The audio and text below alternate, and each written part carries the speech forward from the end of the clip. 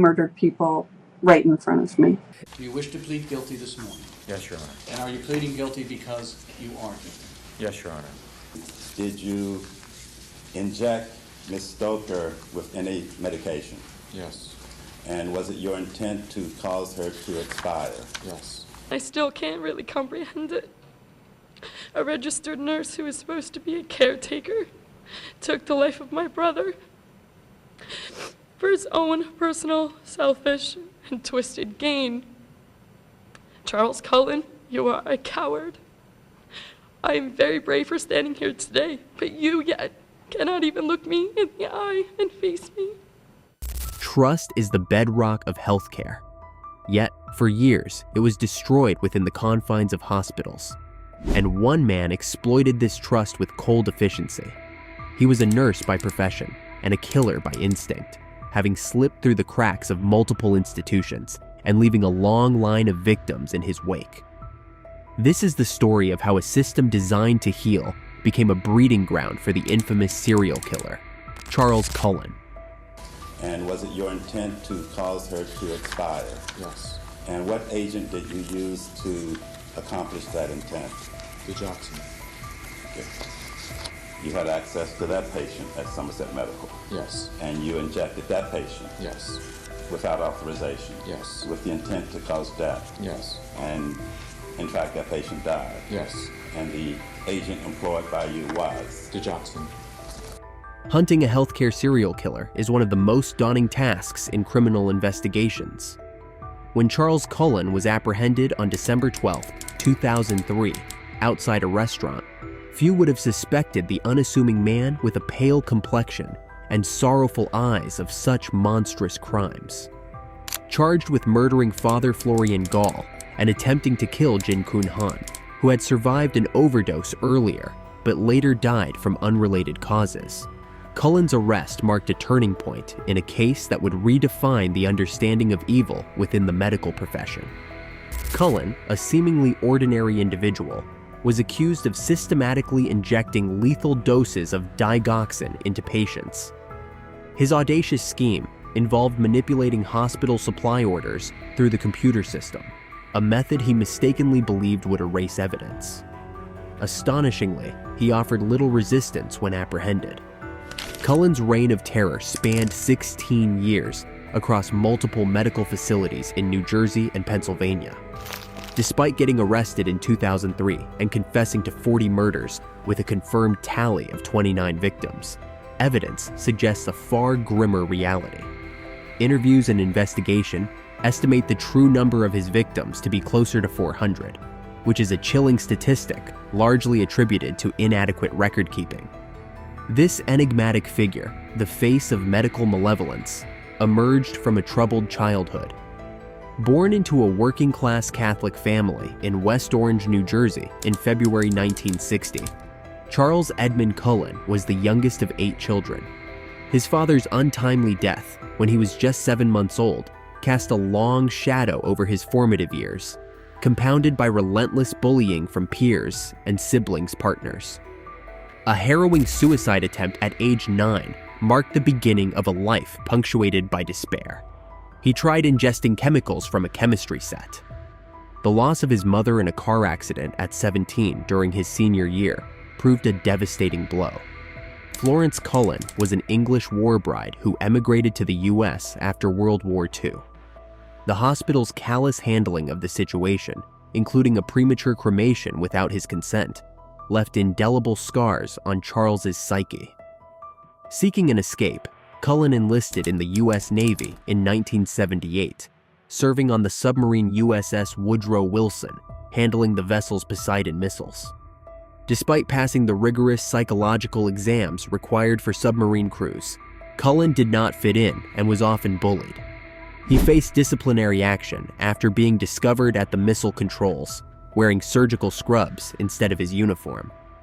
Eventually, he was reassigned to a supply ship, USS Canopus. Cullen attempted suicide multiple times and spent periods in the Navy psychiatric ward before being medically discharged in 1984. Post-discharge, Cullen enrolled in nursing school at Mountainside Hospital in Montclair, New Jersey. A standout student, he was elected president of his class and graduated in 1986. Yet, beneath the facade of a dedicated caregiver, a sinister transformation was underway as he began his nursing career at the burn unit of St. Barnabas Medical Center in Livingston, New Jersey. Charles Cullen married Adrienne Baum in 1987, a year that also marked the birth of their first daughter. Despite the appearance of a typical family, Cullen's behavior began to deteriorate rapidly. Adrienne became increasingly alarmed by his erratic actions, which involved cruelty to animals and a disturbing incident involving tampering with family drinks.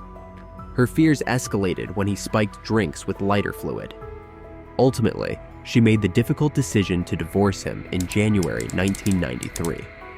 Shortly after filing for divorce, Adrienne also filed 2 complaints against him for domestic violence. She accused Charles of being an alcoholic who abused animals, poured lighter fluid into people's drinks, and made prank calls to funeral homes.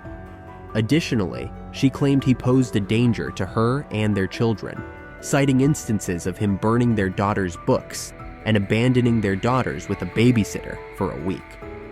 Despite these serious allegations, Charles denied the accusations. However, Adrienne remained convinced of his mental instability. The couple agreed to shared custody of their daughters, and Cullen moved into a nearby basement apartment. This arrangement allowed him to maintain a presence in his children's lives, even as his personal life spiraled. During this tumultuous period, Cullen expressed a desire to leave nursing, but financial obligations tied to child support compelled him to continue his career. During this chaotic time, Charles claimed he wanted to quit nursing. However, because the court ordered him to pay child support, he felt trapped and had to keep working as a nurse. Cullen's descent into instability reached a new low in March 1993 when he broke into a coworker's home while she and her son slept. He got in and out without them knowing. After that, he started calling her constantly, leaving voice messages and stalking her around town and at work. Terrified, the coworker filed a complaint against him. Charles pled guilty to trespassing and got a year of probation.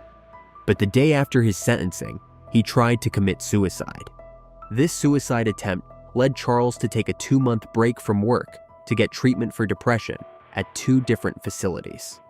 Unfortunately, his mental health continued to decline. By the end of 1993, he had made 2 more suicide attempts. Despite his personal and mental health struggles, Charles continued his nursing career, a decision that would ultimately lead to a horrifying legacy. Charles Cullen's career path as a nurse was a tale of betrayed trust and lives lost, a horrifying secret waiting to be discovered. It was in the burns unit of St. Barnabas Medical Center in Livingston, New Jersey, that his dark deeds first began. In 1988, he administered a lethal overdose of medication to many patients who died mysteriously, especially from insulin overdoses.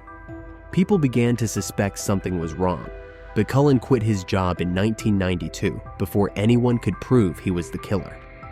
Next, he moved to Warren Hospital within New Jersey, where he continued his deadly activities from 1992 to 1993. There, he was suspected of murdering 3 elderly women by administering overdoses of heart medication. Cullen would later confess to these murders, but at the time, he managed to evade detection once again. Cullen's career then took him to Hunter Don Medical Center in Flemington, New Jersey, where he worked from 1994 to 1996.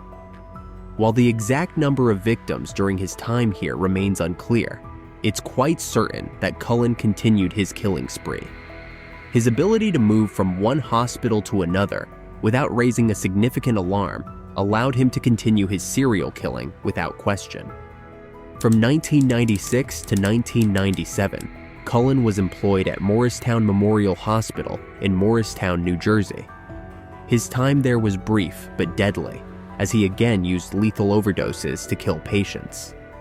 The pattern of suspicious deaths continued, yet he managed to slip through the cracks despite the alarming pattern of overdoses. Cullen's next stop was Liberty Nursing and Rehabilitation Center in Allentown, Pennsylvania, in 1998. His employment there was brief, ending in termination for poor performance. However, his short stint was marked by yet more deaths, caused by lethal doses of heart medication. The killing didn't stop. Cullen moved to Easton Hospital in Pennsylvania, where he worked from 1998 to 1999. Here, he continued to murder patients using lethal injections, including a notable case where a patient suffered a fatal insulin overdose. Incredibly, Cullen remained under the radar, evading serious suspicion. From 1999 to 2002, Cullen worked at Lehigh Valley Hospital in Allentown, Pennsylvania. His time here was marked by more suspicious deaths. Now this began to raise concerns and suspicions among his coworkers. Yet, Cullen's ability to blend into the hospital environment and avoid detection allowed him to continue his deadly activities. At St. Luke's Hospital in Bethlehem, Pennsylvania, where Cullen was employed from 2000 to 2002, he was suspected of causing multiple deaths through drug overdoses. Despite being fired for various infractions, his deadly activities went unnoticed until later investigations. Cullen's final place of employment was Somerset Medical Center in Somerville, New Jersey, where he worked from 2002 to 2003. It was here that his pattern of killing accelerated and eventually led to his exposure and capture. After a patient's suspicious death, an investigation was launched, which finally led to Cullen's arrest in December 2003. He later confessed to killing at least 13 patients during his time at Somerset. You went off to Somerset and kept doing exactly the same things. And it looks like, to me, that you wanted to get caught. I don't know. You don't know? Because, you're right. I mean, I continued. But I was also careful. I was also deny any time anybody would have asked me. It was at Somerset, Cullen met Amy Loughran. Cullen and Amy Loughran were friends who worked the night shift together in the intensive care unit at Somerset Medical Center in Somerville, New Jersey. Loughran, a single mother of two, confided in Cullen about her struggle with cardiomyopathy, a serious heart condition she was hiding from her employers. He helped her keep this secret, and this somehow strengthened the bond between them.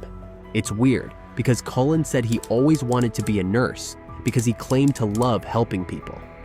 His co-workers described him as the best teammate and an excellent nurse.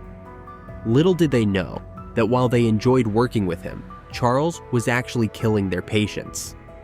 At Somerset, he worked closely with nurses Amy Lauren and Donna Hargreaves.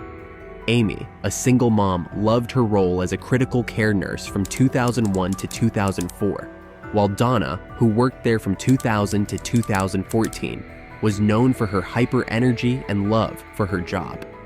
Both Amy and Donna trusted Cullen, who made them laugh and was part of their tight-knit group they called the Three Musketeers.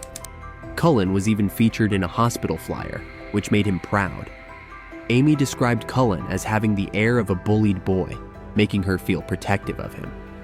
But when something happened at Somerset, when two patients were given the wrong medication, it rather changed the narrative on how they eventually came to view the man. ICU nurses who discovered the unfortunate event that occurred didn't yet know that other healthcare workers nearby were experiencing similar incidents. Unknown to them, their institution would soon be alerted, and Somerset Medical Center would crack the case. All they knew was that one man had died, and a woman had barely survived an overdose of digoxin. Was a very powerful cardiac medication. What does it do to someone? In small amounts, it slows the heart rate down. In larger amounts, it can cause what's called complete heart block. And then the heart is very irregular. And, it can cause death. It does cause death in large amounts. In 2003, everything changed when detectives approached Loughran with news that they suspected Cullen of poisoning patients. The case that drew their attention was that of Florian Gall, one of their patients at Somerset Medical, who had been on the mend but suddenly died of a massive heart attack. In early June, Father Florian Gall called his sister Lucille at 2 a.m. He said he was having trouble breathing and he was headed to the Somerset ER. The sister said she would meet him there. When he arrived, he was immediately intubated. Turns out he was suffering from pneumonia and sepsis, and consequently needed to be put on a ventilator. He was described by doctors as being gravely ill, and his sister Lucille was always at his bedside. Over the course of a couple of weeks at Somerset, Father Gall actually started to improve. He was stable. Doctors were cautiously optimistic about his recovery. But he was doing better because he was being moved from the ICU to the CCU. However, one night, Lucille said she was going to go home for the night, and her brother perked up to kind of say goodbye to her, which was a good thing considering he was recovering well. But shortly after she left, he coded and died. Amy was shocked because he had been improving. Father Gall was 68 at the time of his death. He had served as the pastor of his Hunterdon County parish since 1984, where he formed a festival choir and supervised workshops for parishioners on such things as music, art, and the environment. He had endured different illnesses in his life, but was always described as a fighter who always bounced back. So his death was a real mystery. When an autopsy was conducted for Gall, it revealed that he had been given digoxin, a heart medication not on his prescription list. In small doses, digoxin can improve heart function, but the dead man had received a lethal amount. A nurse from Somerset decided to speak with Dr. Bruce Ruck, a toxicologist, who inquired about digoxin, a drug used to treat heart failure. Dr. Ruck explained that while it strengthens heart contractions, an overdose can be fatal. The nurse then remembered and told the man that one patient had an unexplained high digoxin levels despite not receiving the drug for 2 days, which of course, Dr. Ruck found impossible. The nurse then mentioned another case of digoxin toxicity in the same unit, but now this raised alarms, so he then asked about other strange occurrences, and when the nurse admitted off the record that there had been suspicious hypoglycemic cases too, the doctor recognized the gravity of the situation and suggested a police investigation. 2 days later, Dr. Ruck spoke to a nurse named Nancy as he continued to uncover the disturbing pattern of patient deaths linked to Cullen. When he followed up on a call about a patient's abnormal digoxin levels, the hospital worker told him that the administration had taken over the investigation and were now involving attorneys with warnings against talking to outside agencies. When Dr. Ruck asked if they had contacted authorities, the worker said they didn't know and quickly hung up. Dr. Ruck never heard back.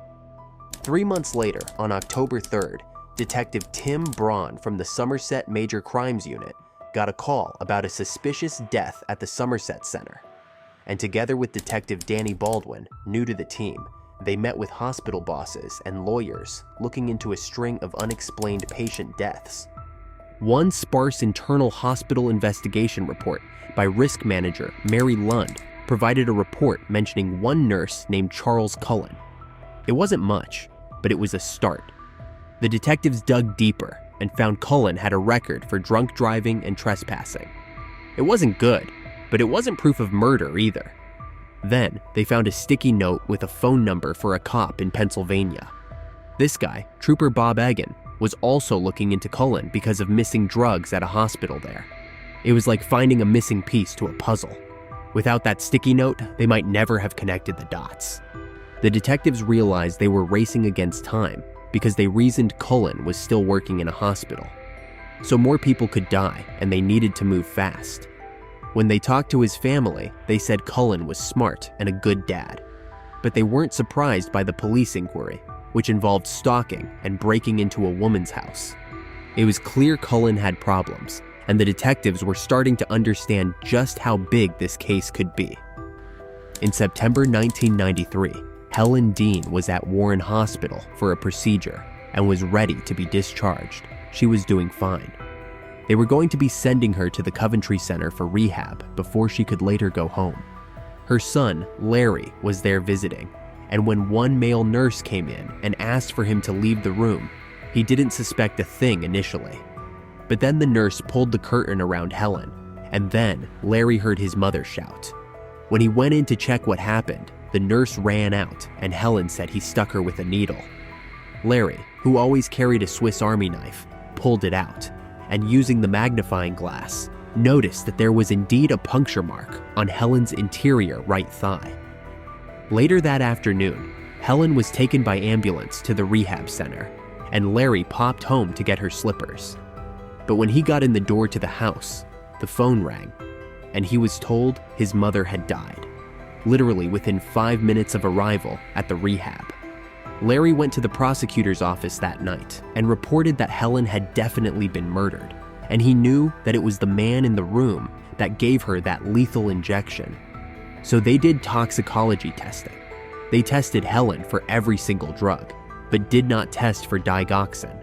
So the investigation was closed because they couldn't find anything. There was a suspicion, but no evidence of foul play. Following that incident at Warren, Cullen admitted himself to a psych facility. Despite his troubling thoughts, he was declared fit to resume nursing. Cullen thrived in the healthcare system and became invisible to many. But he was later fired and escorted out by security. His friend at the hospital, Donna Hargreaves, couldn't understand why such a competent nurse would be dismissed. Amy was also shocked and worried about him because he seemed quite depressed. To make it seem like he was unjustly fired, Cullen called Amy and told her that he was fired for not being completely honest on his application, which was obviously a lie, but it still concerned her even more. With Cullen gone, the police seized the opportunity to question his co-workers about any strange behavior they had observed in the hospital while he was there. The nurses were frightened about their job security, especially after seeing a seemingly good nurse like Cullen get fired. This fear was compounded by the hospital's request to have Mary Lund present at each interview, because she seemed rather intimidating to the nurses, and this was hindering the investigation. However, one nurse would eventually bring him to justice: his friend, Amy. While interviewing other nurses, her name came up repeatedly, so Detective Baldwin decided to interview her himself. Amy admitted that Mary Lund had indeed coached her before the meeting, making her initially defensive of Cullen. However, when Lund left the meeting midway, the detective seized the moment to share some critical information with Amy, including the Pyxis printouts. The Pyxis printouts were from the Pyxis machine, the hospital system designed to track medication usage. When Amy saw the printouts, it dawned on her that something sinister was indeed happening. She then recalled an incident where Cullen was injecting a patient with lidocaine during a code blue. Turns out she had initially defended Cullen to the resident doctor, who pointed out that the patient was allergic to lidocaine. But this realization hit Amy hard, and she understood that Cullen was likely murdering patients, something she had unwittingly overlooked. The medications he used were brutal medications, for instance, that are paralytics, that you cannot speak, you cannot breathe, you cannot fight back, you cannot blink. You can hear everything that's happening. Faced with this disturbing information, she decided to help law enforcement. It was then she paid close attention to Cullen's work and noticed a lot of irregularities in his medical charting. His notes were often muddled, hasty, and filled with lots of misspellings. Additionally, the hospital's tracking system showed that he spent an unusual amount of time on the files of other nurses' patients. Some might attribute it to the love and care for patients, but his case was the opposite. Why? She couldn't say, and this raised her suspicions. Following Amy's interview, the detectives visited her at home with the hopes to gain her cooperation. They showed her more Pyxis printouts to reveal multiple cancellations of deadly medications. Amy explained that Cullen was likely accessing medications, canceling the transactions, and pocketing the drugs. This manipulation of the system, which he once praised for its technology, allowed him to continue his killing spree undetected. The detectives realized that the Pyxis machine was not being monitored properly, enabling Cullen's actions. This failure highlighted a significant flaw in the system, where critical alerts and proper oversight were lacking, and this allowed Cullen's crimes to go unnoticed for years. When detectives visited Amy at her home to review the printouts, her phone rang unexpectedly. It was Lund calling Amy at home. Amy found this very suspicious and started suspecting the hospital of foul play. Lund asked her if she had spoken to the detectives after their previous meeting, and then advised her not to talk to the police without a hospital representative present. Ironically, at that moment, the detectives were right there with Amy, listening in on the call. Amy felt a great deal of pressure and personal risk in this situation. She had her career, family, and health to consider. Like she told Cullen, she had been diagnosed with a heart condition and kept it a secret from the hospital to avoid losing her job and health insurance, being a single mother of 2 daughters. Amy decided to talk to her daughter about the situation and explained to her that she was working with someone potentially hurting or killing people and had an opportunity to prevent further harm. Her daughter's response, however, was what urged her to stop the killer and reinforced her resolve. On day 50 of the investigation, Amy began allowing the police to record her calls with Cullen. They still maintained contact because she didn't want to allow him to disappear or secure another nursing job. When Cullen mentioned he was actively looking for work, it made it clear that time was running out. 2 days later, Amy advised the detectives to check for patterns in the Cerner records, which contained the hospital's comprehensive patient information. The detectives were unaware of Cerner because it was a complex technology only used by the hospital and wouldn't be given up so easily. But then, the system had a potential role in aiding Cullen's crimes. Amy risked her job by printing patient records whenever she could, going rogue to uncover the truth. Different pieces of information were cross-referenced to establish a paper trail, which was crucial in proving Cullen's guilt. By connecting all the dots, the detectives hoped to definitively place the syringe in Cullen's hand and secure his conviction. But with Amy's help, they had just one problem left: the hospitals trying to cover their track records with Cullen. Detectives Braun and Baldwin faced a tough case with no witnesses, footage, or preserved crime scenes. And adding to the difficulty, there were destroyed documents at Warren Hospital, where Cullen once worked. Desperate, Braun reached out to Dr. Ruck, who confirmed suspicions of a murderer at Somerset, another of Cullen's workplace. Dr. Ruck and his colleague, Dr. Stephen Marcus, were eager to help. This armed the detectives with expert support, and they had a stronger case to pursue against Cullen. Dr. Marcus had recordings of calls with Mary Lund and other high-ranking members of the board that showed that the hospital wasn't fully truthful with the police. Dr. Marcus had warned the hospital that if they didn't report the deliberate actions to the police and more people died, they would be accountable. However, the hospital only responded with a dismissive, "We appreciate your input," and took 3 more months to report anything. Interestingly, they only provided minimal information when they finally did. It's a matter of worrying about lawsuits. If they pointed out that there was a problem, we're going to be found liable for millions of dollars. So I guess they just saw it as a lot easier to not put themselves in a position of getting sued. The detectives believed the hospital was covering up to protect their reputation and financial interests, fearing that news of the deaths would deter patients and doctors and lead to significant financial loss and potential firings. With this in mind, the police needed to check if other hospitals where Cullen worked were also covering up similar incidents. Detective Baldwin met with the Pennsylvania State Police, who said that a nurse at St. Luke's Hospital, Pat Medellin, had directly accused Cullen of killing patients. Pat worked at St. Luke's ICU and noted that twice in 1 week, stable patients coded unexpectedly. Suspicious, she compiled a list of 67 patient deaths, discovering Cullen was on duty for 40 of them, far more than statistically reasonable. Pat reported her suspicions to her manager and director, but they had dismissed her concerns claiming they had already investigated and ruled out any wrongdoing. Frustrated, Pat called a police captain friend and eventually turned the information over to the state police, though the investigation proceeded slowly.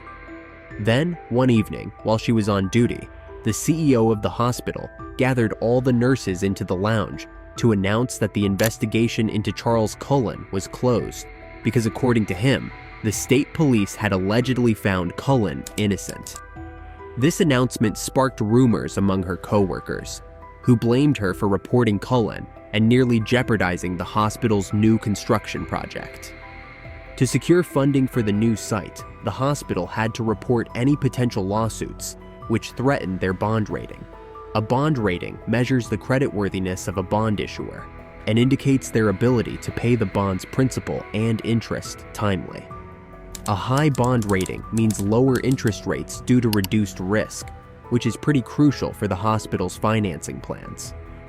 St. Luke's, a top-tier medical facility with a stellar reputation, cared more about its reputation and bottom line than the lives of its patients. Instead of confronting the possibility that one of their nurses was a serial killer, they chose to protect the hospital's image. When faced with accusations against Charles Cullen, the hospital gave him a glowing recommendation and let him quietly resign rather than risk bad publicity or financial penalties. I think you can say I was caught at St. Barnabas and I was caught at St. Luke's. There's no reason that I should have been a practicing nurse after that. They offered you some kind of a deal? They said, if you resign, we'll give you neutral references. And I decided to go with that. Both detectives quickly noticed a disturbing pattern, which showed that every time someone looked into Cullen, something always stopped the investigation. Hospital bosses suspected he was the killer, but they let him go quietly to save their own skin.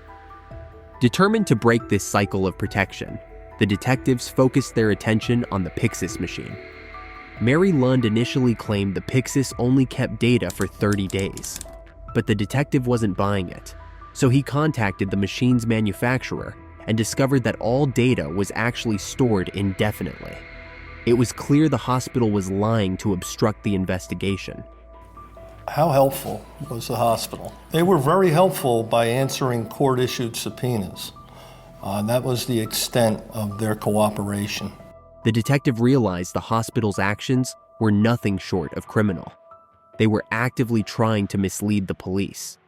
But this new evidence, the Pyxis data, was a game changer. With this information, the detectives had a real chance to bring Cullen to justice. They didn't mince words when they confronted Lund. He laid out the stakes: comply or face an FBI forensic sweep of the Pyxis machines. Surprisingly, she folded. And within minutes, she had the exact data they needed. It was a breakthrough. Now, they could link specific medications to Cullen at precise times when patients were dying. But they were far from arresting him. The priority became getting Cullen away from his current patients. Without a body and with hospitals protecting their reputations, they needed ironclad evidence. So they turned once more to Amy. Cullen had murdered some of the most vulnerable, helpless, and medicated patients. So Amy felt a deep responsibility to protect them. A few days after passing the records to the police, Cullen had called Amy with news of a new job. Then panic surged through her because she knew he would kill again. Time was running out, so the detectives devised a plan. She would meet Cullen wearing a wire while they waited in a parking lot. She was terrified, but still walked into the restaurant to meet Cullen. The restaurant was a noisy chaos of music and chatter. She prayed Cullen wouldn't feel the wire taped to her back as he hugged her. It was the first time he'd ever hugged her. In their conversation, Amy asked Cullen about Father Gall, and then noted that he wasn't the Charlie she used to know anymore. He went pale, stiffened, and turned his head. His voice changed and simply said he wanted to go down fighting. They had finally caught their man. When Cullen left the restaurant that night, both detectives approached him and asked if he'd take a ride with them, and calmly told him he was being arrested for the murder of Father Gall. The hospital's behavior was nothing short of criminal. The CEO, Dennis Miller, was more concerned with protecting the hospital's reputation than the lives of its patients. He praised Mary Lund for her investigation and took no responsibility for the deaths. Yet, as the detectives pointed out, the hospital had actively misled the police and created a perfect storm for Cullen to thrive. This is how Charles Cullen was able to continue his actions for 16 years across 10 different facilities. The shocking reality was that Cullen was able to kill with impunity for over a decade because hospitals prioritized their image over patient safety. They'd conduct superficial background checks, then turn a blind eye to the red flags. This systemic failure allowed a monster to roam freely. Cullen eventually confessed to killing 29 patients and attempting to kill 6 more. He was sentenced to 18 consecutive life terms. Experts believe the true number of his victims could be as high as 400 from confessing to poisoning UV bags with insulin, making him one of America's most prolific serial killers. In the wake of this horror, the Cullen Law was enacted, which required healthcare providers to report any concerns about an employee's competency to state authorities. It was a small step towards preventing such a tragedy from happening again. Charles Cullen remains behind bars, but the question lingers: what about those who enabled him? The hospital administrators who valued reputation over human life should also be held accountable. Their actions were as culpable as Cullen's. Cullen has never apologized for his actions, nor has he offered any real explanation. When questioned, he said his goal isn't to justify any news. That's the very man nobody else needs to encounter. If you need to see more on individuals like him, like, share, and subscribe for more.